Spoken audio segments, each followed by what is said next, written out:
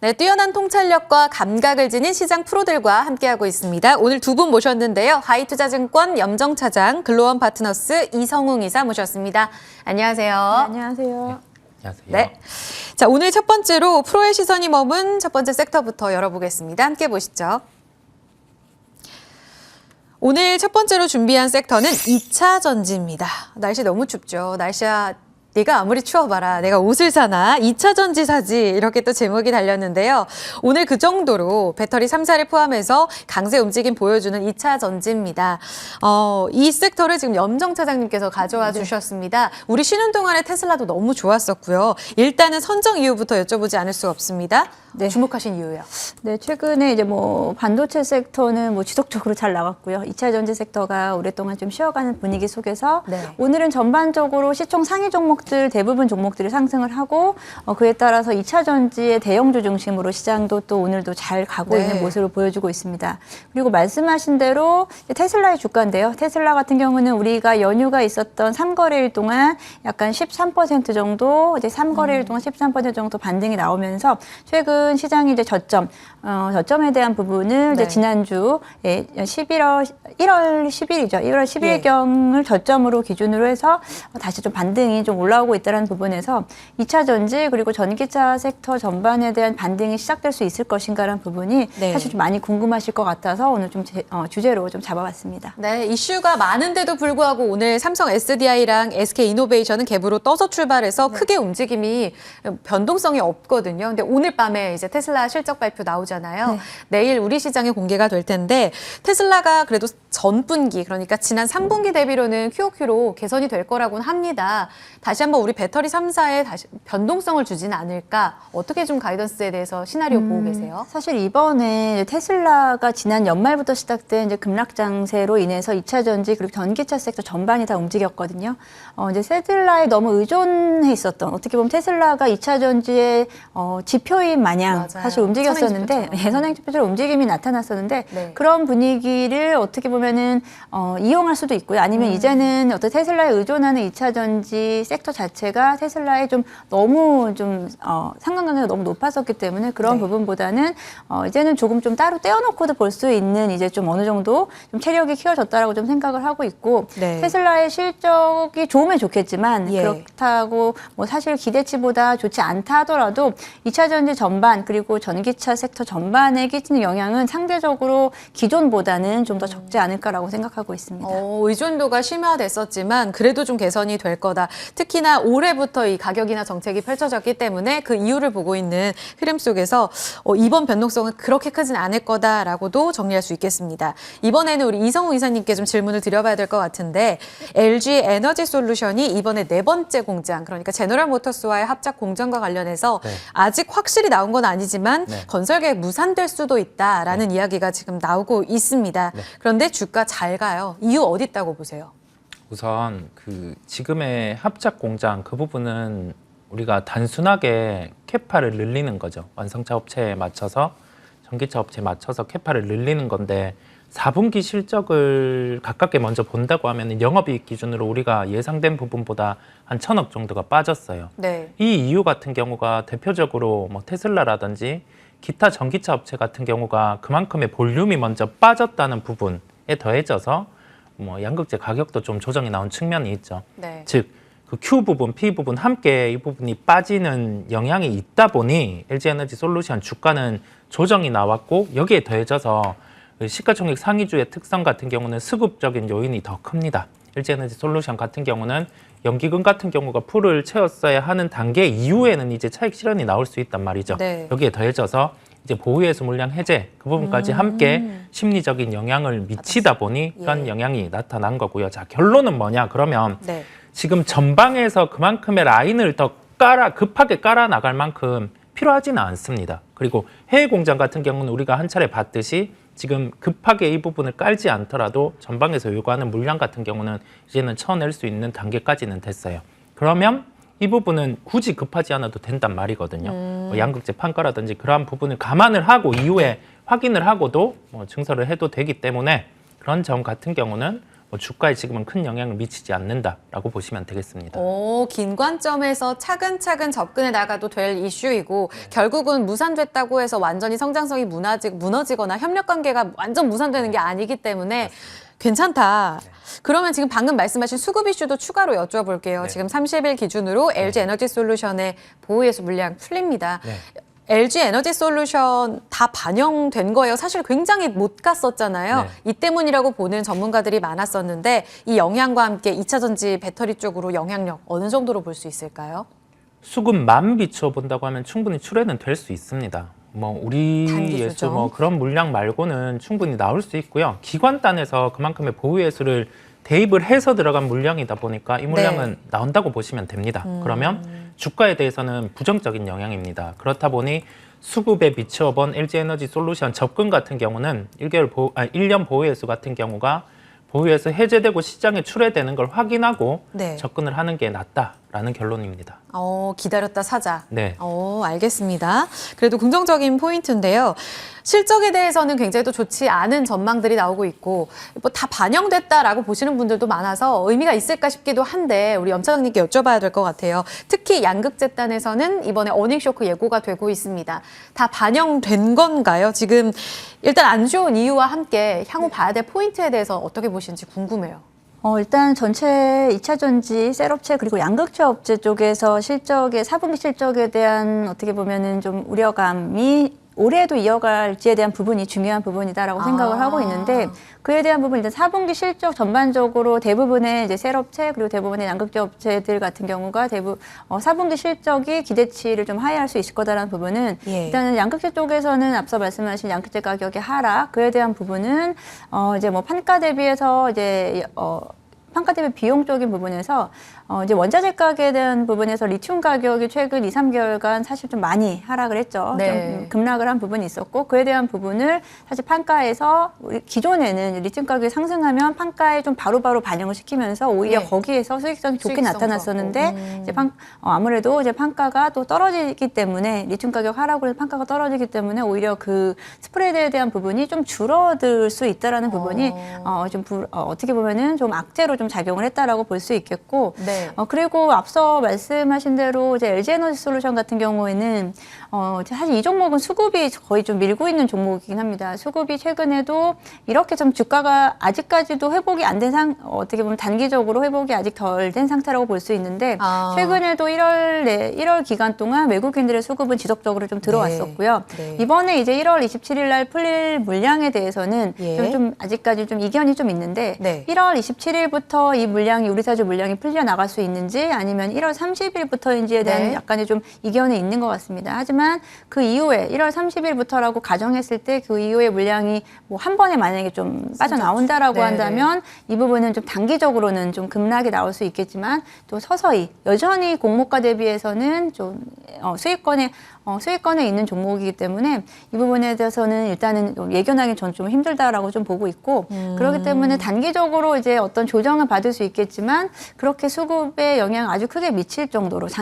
중장기적 관점에서는 그런 좀 흔들림은 크게 없을 거다라고 좀 생각을 하고 있습니다. 그래요. 그러면 지금 말씀하셨던 이 수급 이슈도 짚어주셨는데 그 전에 어닝쇼크 양극재 이야기를 하실 때 리튬 이야기 하셨잖아요. 네. 원인이다. 그러면 앞으로도 이것이 계속 발목을 잡을 수 있는 요인인지에 대한 이야기만 잠깐 들고 갈까요? 지금 이 리튬 가격 같은 경우에는 뭐 사실 리튬에 대한 생산 부분에서 가장 큰 네. 비중을 차지하는 것도 중국이거든요.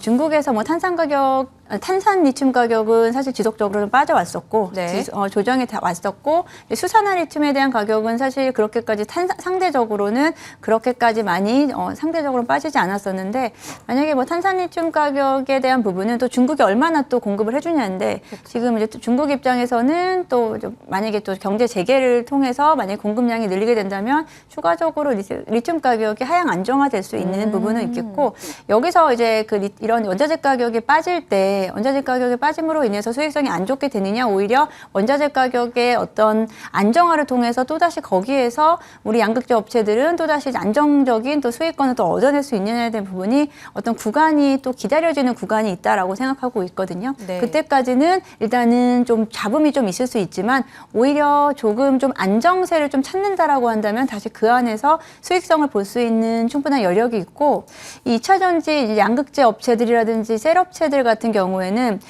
여전히 지금 앞서 LG에너지 솔루션이 사실 지금 미국 북미 공장에 대한 부분을 지금 사실 확정짓지 않고 이런 네. 부분이 어떻게 보면 여전히 우리나라의 셀 업체들, 양극재 업체들이 오히려 지금 더 판권을 좀 쥐고 있다라고 생각을 하거든요.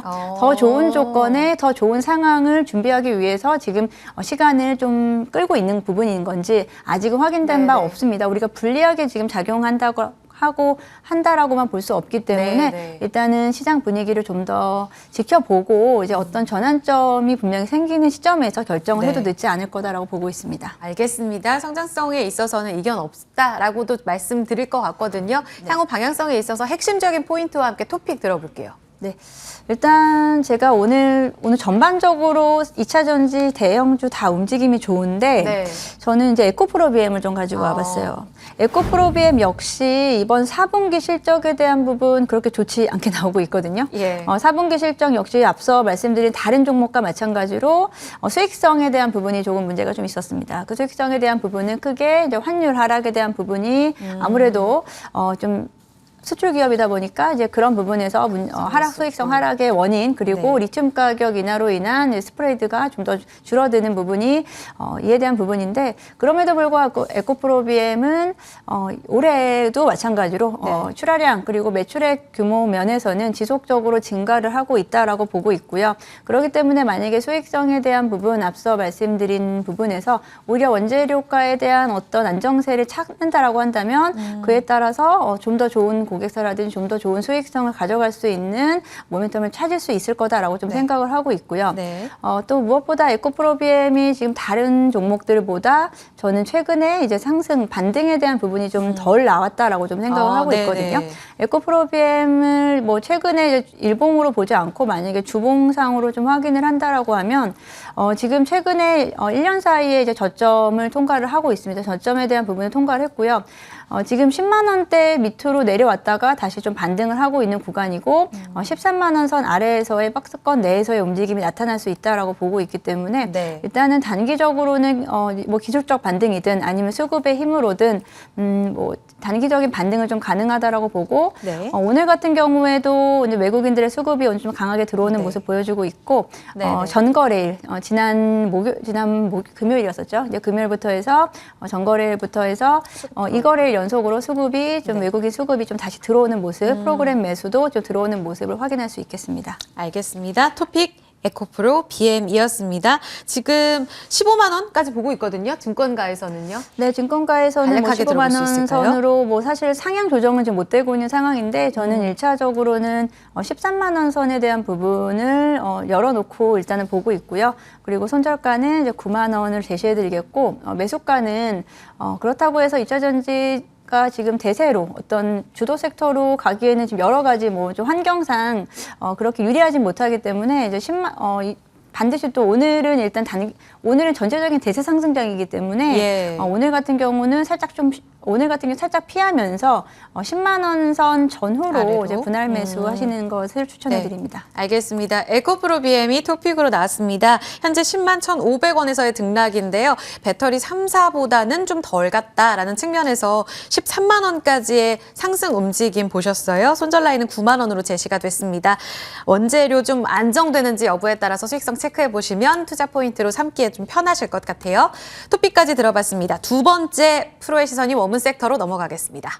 내용 공개합니다. 두 번째 프로의 시선이 머문 곳은요. 반도체입니다. 오늘 시장을 견인하는 쪽 삼성전자, SK하이닉스, 코스닥도 강하지만 워낙 대형주 쪽으로는 1월에 이 반도체 투톱이 거의 다 지수의 멱살을 잡고 끌어올리는 이런 모습들이 이어지고 있습니다. 이 섹터 이성웅 이사의 프로의 시선이 머문 곳이잖아요. 네. 선정 이유 어떻게 보셨어요? 우선 지금 업황이 좋지 않습니다. 네. 수치로는 좋지 않아요. 재고도 최고 수준이고 여기에 더해서 1분기 실적 같은 경우까지 대부분 반도체 기업은 적자가 나올 안 좋다고 거예요. 하고. 그럼에도 불구하고 사이클이 빠른 종목 같은 경우는 재고의 피크 시점에서 주가 같은 경우는 먼저 반등이 나오는 경향이 있어요. 네. 이 부분을 뭐 감산이라든지 그 부분으로 터치를 해주면 주가는 먼저 반등이 나오는 경향이 있고 지금이 그런 시점으로 볼 수가 있습니다.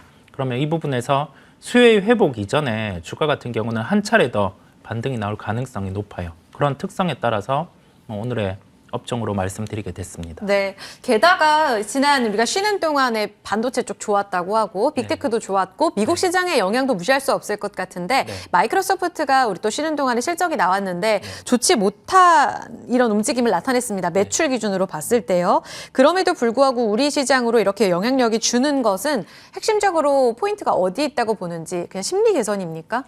우선은 컨퍼런스 콜의 내용을 들어봤을 때는 하반기에 대해서는 물음표를 나타냈어요. 네. 이 부분은 그 물음표라 함은 업황이 좋지 않아서 주가가 빠진다라고 생각을 하는 게 아니라 네. 여기에 대해서 뭐 캐펙스 투자라든지 그런 부분을 줄일 수 있는 요인이 존재를 하는 겁니다. 그 부분에 대해서는 우리의 연결해서 반도체의 재고 그 부분에 대해서는 영향을 미칠 수 있는 거고요.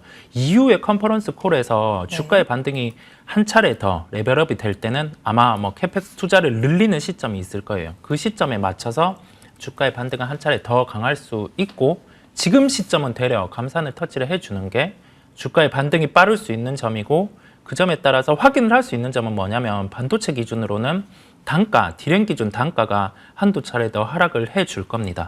그런 부분을 확인을 한다고 하면은 주가는 지금보다 한 차례 더 강할 수 있다는 점이겠죠. 그렇게 연결해서 생각을 하시면 네. 조금 더 반도체 같은 경우를 보시기 편하실 겁니다. 아, 그러니까 미리 보고 달려가고 있다. 이렇게 정리할 수 있는 거죠. 네, 맞습니다. 어떻게 생각하시는지 이번엔 염 차장님의 의견도 여쭤볼게요. 지금 인텔 쪽에서 사파이어 래피즈 이야기도 나오면서 서버용 CPU 쪽으로는 이미 물갈이가 시작됐다라는 이야기도 전해지고 있습니다. 사실 공급단으로는 악재인 건 맞는데 얘기해 주셨지만 재고 조정 이미 진행되고 감산 진행될 거야. 이제는 수요 끌어올릴 수 있는지 보자라고 업계에서는 주목을 하고 있는 것 같아요. 이제 조금씩 이 메모리 반도체 수요 쪽으로도 개선될 모멘텀이 있습니까? 네, 뭐 사실 지난 연말까지 반도체 업황에 대해서 사실 거의 최악의 얘기를 했었죠. 그러니까요. 예, 이제 경기 침체에 대한 부분이 올해까지 얼마나 더 이어질 수 있으냐에 대한 부분인데 지금 이제 뭐 스마트폰이라든지 PC의 수요가 급격하게 줄어들면서 작년 같은 경우가 이제 거의 뭐 바닥을 좀 찍었다라고 볼 수 있겠고 네. 스마트폰 같은 경우에도 연간으로 봤을 때 작년 같은 경우는 마이너스 한 10% 정도가 이제 급감했습니다. 이제 그만큼 위축된 시장에 대한 분위기가 반영이 됐었고 그에 따라서 반도체 업황 자체가 좀 빠르게 얼마나 빠르게 이제 돌아설 수 있느냐인데 저는 거기서 될지. 가장 좀 키가 이제 중국이다라고 좀 생각하고 있습니다. 중국이 얼마나 빠른 속도로 얼마나 강하게 경제 재개에 대한 모습을 보여줘서 이 이제 반도체 쪽에 대한 수요를 사실 좀 흡수할 수 있을지가 중요하다라고 생각하고 있고 뭐 스마트폰 쪽에서도 마찬가지고 뭐 PC 수요에 대한 부분 특히나 우리나라 같은 경우에는 중국의 수출 비중 반도체 수출 비중이 거의 40% 이상이 되기 때문에 우리나라는 어쩔 수 없이 지금은 중국의 어떤 영향을 받을 수밖에 없는 뭐 리오프닝 관련주도 마찬가지고요. 그리고 반도체 섹터도 마찬가지고 단기적으로는 그쪽에 대한 의존을 좀 해야 되지 않을까라고 좀 생각을 하고 있고 일단 분위기상으로는 작년 저점에서 전체 수요가 조금은 돌아서고 있는 모습을 좀 보여주고 있기 때문에 뭐 급격한 드라마틱한 반등이 나타난다기보다는 그래도 서서히 회복세가 나타나지 않을까라고 좀 기대해 보고 있습니다. 알겠습니다. 이성우 이사님의 의사도 궁금합니다. 지금 재고를 완전히 떨어내는 것 그리고 이제 수요가 개선되는지는 중국에 달려있다라는 염 차장님의 의견이었습니다. 핵심적인 키 어디 있다고 보시는지 재고가 줄어드는지 여부에 있어서는 우리가 어떤 포인트를 봐야 하고 수요 개선은 어디에 달려있는지에 대한 의견도 추가적으로 여쭤볼게요. 우리가 재고가 없어진다는 점은 뭐냐면 재고를 시장에 내놓는다는 거예요. 네. 그러면 우리가 단순히 재고가 줄어드는 걸 확인할 수 있는 건 디램 가격 추이를 통해서 확인이 가능합니다.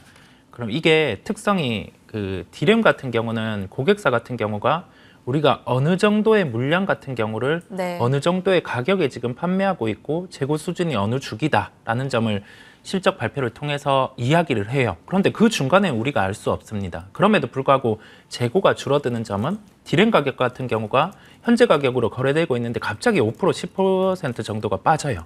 그런 상태에서 막 거래 대금이 막 는단 말이죠. 그게 이 재고를 가지고 있던 업체 같은 경우가 이 부분을 못 버티고 이제 시장에 내놓는 겁니다. 근데 그러한 기점을 바탕으로 해서 이게 주가의 바닥이 나오냐? 그렇지는 않습니다. 네. 재고 한두 차례 정도 더 확인을 해야 되고요. 그 부분 이전에 선행을 해서 주가 반등이 근데 왜 나오냐라고 하면 네. 수요를 터치해 줄 수 있는 요인들이 발생을 한 겁니다. 우리가 뭐 AI 챗 뭐 이러한 부분, 그다음에 서버용과 관련된 부분이 우리 예상보다 좀 빠르게 교체 주기가 도래를 했다 보니 수요를 견인을 해줄 수 있다는 점이 지금 이 부각되고 있다는 점이거든요. 네. 결론, 자 재고가 줄어들어야 주가 반등이 나오는 건 맞다. 그럼에도 그렇죠. 불구하고 재고보다 선행하는 건 수요를 터치를 해줄 때 주가는 선행해서 반등을 한다는 이 IT 업종의 특성을 기억을 하시고 살펴보시면 되겠습니다. 알겠습니다. 그러면 바로 토픽 여쭤볼까요? 지금 토픽 공개하기 전에 앞서서 지금 IT 쪽에서 실적 발표 나왔네요. 삼성전기입니다. 오늘 실적 4분기 매출 기준으로 1조 9,684억 원 발표됐습니다. 전년 대비 19% 감소한 것으로 확인이 됐고요. 4분기 영업이익 기준으로는 1,012억 원입니다. 전년 대비 무려 68% 급감으로 확인이 됐습니다. 이렇게 되면 시장에서 본 콘센서스가 1,600억 원대였으니까 굉장히 또 크게 하회한 거고요. 매출액 기준으로는 거의 처음 컨센서스가 2조 1,000억 원 나올 거다라고 봤었는데 그야말로 쇼크입니다. 네. 이 부분 보고 토픽 갈까요? 지금 실적 상당히 안 나왔고 주가 자체로만 봤을 때는 삼성전기 흔들림 없이 15만 원권 잘 유지하면서 상승이거든요. 다 반영된 거예요? 조정은 나오지 않을 거예요. 이게 어. 왜냐하면 삼성전기 같은 경우에 초점은 뭐냐면 네. 중국의 스마트폰 재고의 줄어듦입니다.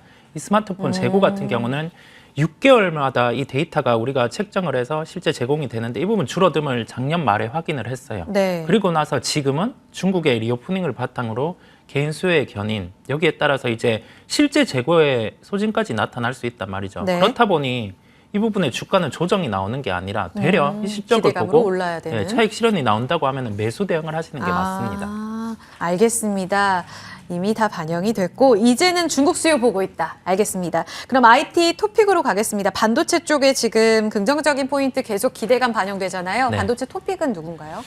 DDR5 쪽에서 수요를 견인할 수 있는 쪽, 그쪽이 토픽이고요. 왜 그렇냐고 하면 우리가 DDR4 이전에 전환이 될 때 매출단에서 한 3배 정도 한 2년의 시차를 두고 상승을 한 기업이 있어요. 그 기업이 아비코 전자라는 기업이고요. 네. DDR5로 바로 교체는 안 됩니다. 예. 왜냐하면 비용의 효율화임에도 불구하고 서버단에서 아까 수요를 확인하고 그만큼의 교체 주기가 들어올 거거든요. 그렇다 보니 시간은 걸릴 수 있어요. 적어도 한 올해 여름. 네. 그 점을 생각을 하고 대응을 함에도 불구하고 지금 가격대 같은 경우는 DDR5 전환 시 4에서 봤던 것처럼 매출이 한 3배 정도 증가가 폭발적으로. 가능하다는 점을 비추어 보면 올해 연간 영업이익이 한 200억 원 정도가 가능해져요. 그러면 지금 시가총액이 1,400억대입니다. 우리가 아주 일반적인 밸류를 대입을 해보더라도 네. 시가총액 1,800억에서 2,000억까지는 상승이 가능합니다. 즉 결론은 뭐냐면 예. 자, 교체 주기에 따라서 이 부분이 수요가 확충이 될 때 이 종목 같은 경우는 베타, 변동성이 위로 커질 수 있다는 점이죠. 그런 종목을 지금 볼 필요가 있겠고 그렇다 보니 이 종목을 말씀드리게 됐고 매수가는 네. 한 1,400원 정도 예. 한 번씩 종목의 차익이 나오다 보니 그 정도 구간을 말씀을 드리는 거고요. 목표가는 13,000원입니다. 아까 말씀드린 것처럼 지금 시총 대비해서 한 30%의 기본적인 상승 여력이 있다는 점을 목표가에 대입을 했습니다. 네. 서버에 이어서 이젠 DDR5 이제 전환 주기에 주목하면서 매출이 폭증할 수 있는 아비코전자에 주목했습니다. 13,000원까지 여력 보고 계시네요. 아비코전자 토픽까지 함께 들어봤습니다. 두 분의 시선이 머문 프로의 시선 내용도 여기서 마무리 짓겠습니다. 염정차장 이성웅 이사 두 분과 함께했습니다. 고맙습니다.